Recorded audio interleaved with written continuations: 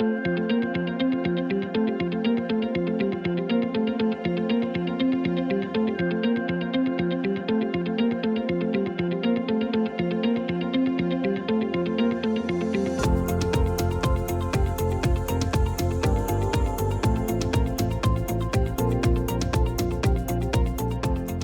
think he has a right to put it there. I think he's a wonderful person, good neighbor, but he's dead wrong on this one. The people that are for me, usually it's in hushed tones where you get someone that gives you the thumbs up and says, I agree, but I don't have the cojones you have to put a flag or a sign up. Donald Trump is a malignant narcissist, and so the more desperate he gets, the more cornered he feels, the more likely he is to do something outrageously destructive and dangerous. And I am really terrified of that.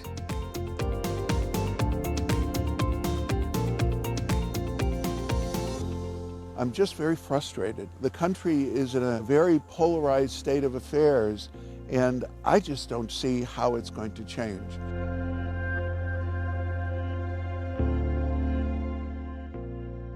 I have 19 grandchildren, and I'm concerned that they not grow into a world that is chaotic, and I'm frightened that depression is imminent and that democracy is shattered.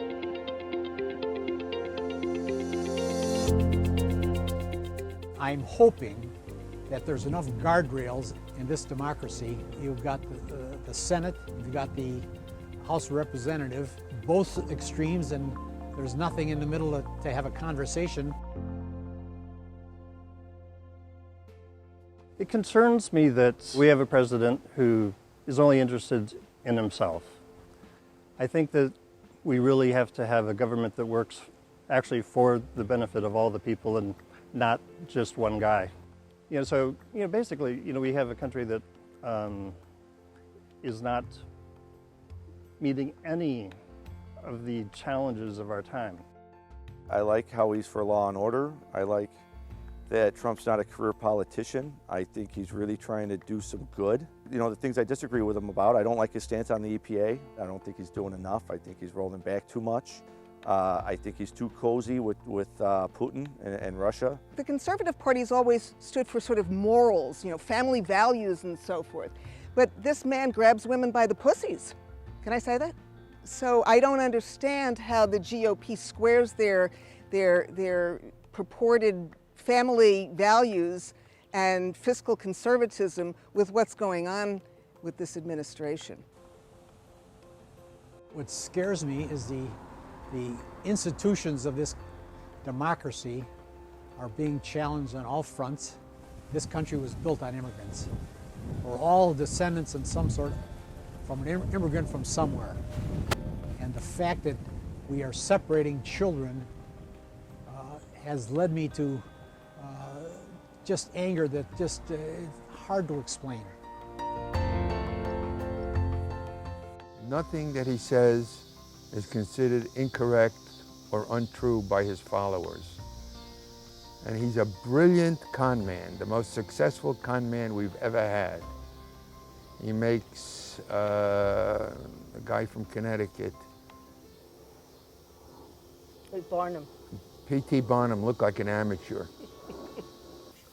What worries me is the lack of respect for constitutional law and the differentiating between Republican states and Democratic states when it comes to help that everybody needs for the COVID-19. Like a lot of my neighbors, we like our progressive bubble here that we live in, and it does make you think less of some of your neighbors. I've had lots of extra dog feces strategically placed on my lawn, at my back gate next to my garbage can, maybe to try and get me to walk on it, I don't know. They've put it underneath my garbage can in bags.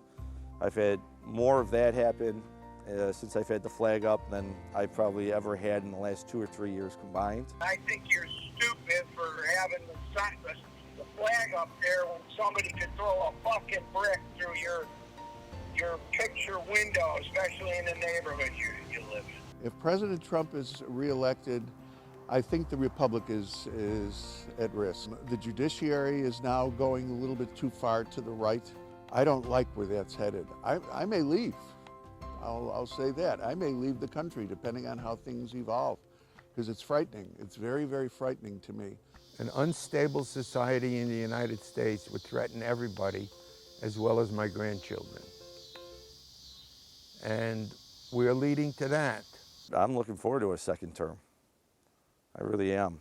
And I don't see any of these, I'd say, scare tactics with people saying he's going to become a dictator. I think it's all nonsense. We're turning into a banana republic, and I do not think our democracy will survive intact if he gets a second term.